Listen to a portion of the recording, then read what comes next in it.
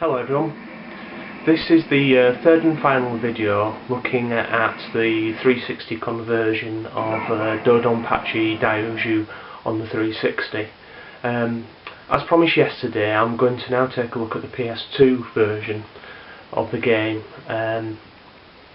just to do a comparison of loading times really. I think I said yesterday that I felt the main problem with the conversion was a problem with loading time and poorly managed structure in the game, where the game seems to go to loading screens unnecessarily. I think you'll see in the PS2 version it's a bit slicker.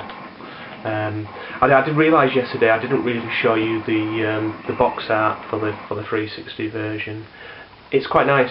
It's okay. It has to be said, the PS2 version is absolutely gorgeous. It's so much better. It's one of my favourite cover arts, to be honest.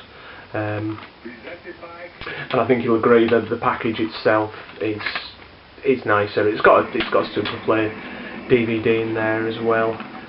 Admittedly, with my 360 version of Dodonpachi, I got a pre-order bonus, which was like an art book cum guide for the game. It is very nice, but I'd say that only came with pre-orders. So the PS2 version it's a lot better in that respect. But yeah, gameplay wise, the games are pretty similar. The enemy positions are exactly the same. I think the 360 version plays better. The PS2 version, I always thought looked a bit ropey because there's some strange filter on. But I've got my Jap PS2 set up at the moment through composite leads, so the picture seems to have cleared up quite a bit. Yeah, it's showing 480 at the moment, so I think it's cleared it up. It's the first time I've run it through today, and it looks pretty, has to be said. So yeah, let's have a look at the PS2 version now. Okay, so here we are on the PS2 boot screen. I've got the Dodonpachi Daioju disc in. I will do this again in real time so you can see the actual difference between the loading time of the 360 version and the PS2 version. You might think I'm being a bit pedantic about showing you the actual loading time between the differences between the two versions, but I think it's something you need to see, because the loading time is substantially shorter on the PS2 version, and there's no reason why the 360 version should take so long to load really.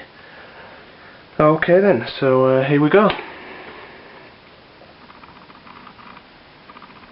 So we'll measure the time that it takes from initially loading to get to the start screen.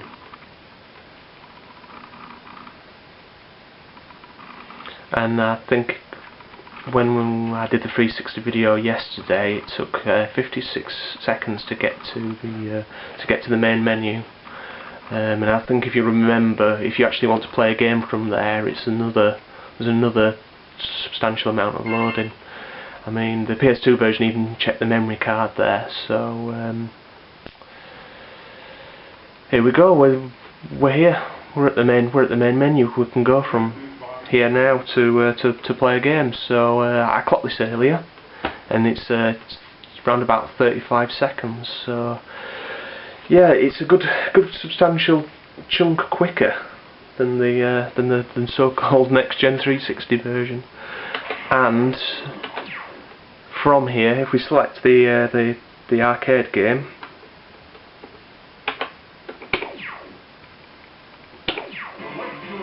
we go straight into the game. No additional loading. Now, admittedly, if you do want to go into some of the other options on that menu, there is another load, but it takes at least probably half the time of the 360 version.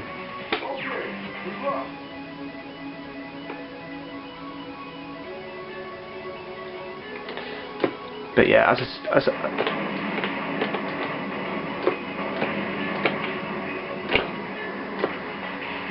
said, the 360 version does look amazing. The PS2 one's it's no slouch when it comes to the looks as well. But yeah, the 360 version looks awesome. It really does.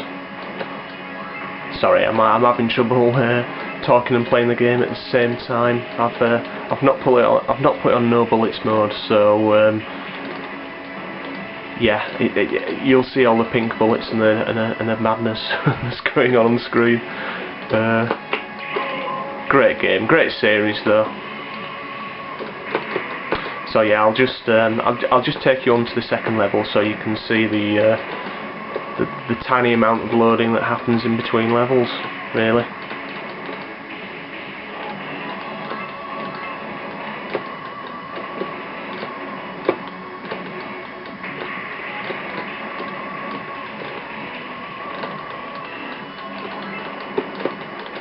I haven't played this for a while.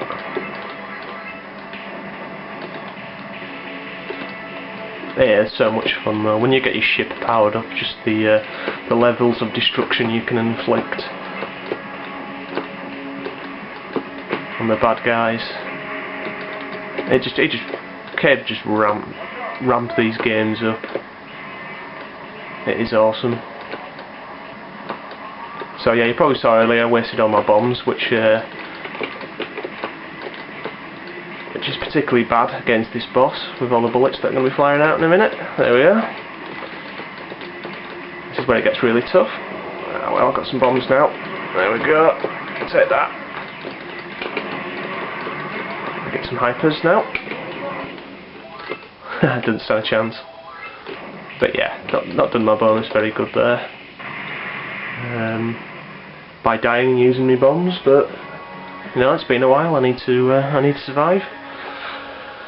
So yeah, I think there's a little bit of disk access going on here. You can hear it whirring away. But yeah, we're straight into the second level now. So in some respects, the PS2 version's it is vastly superior. It has to be said.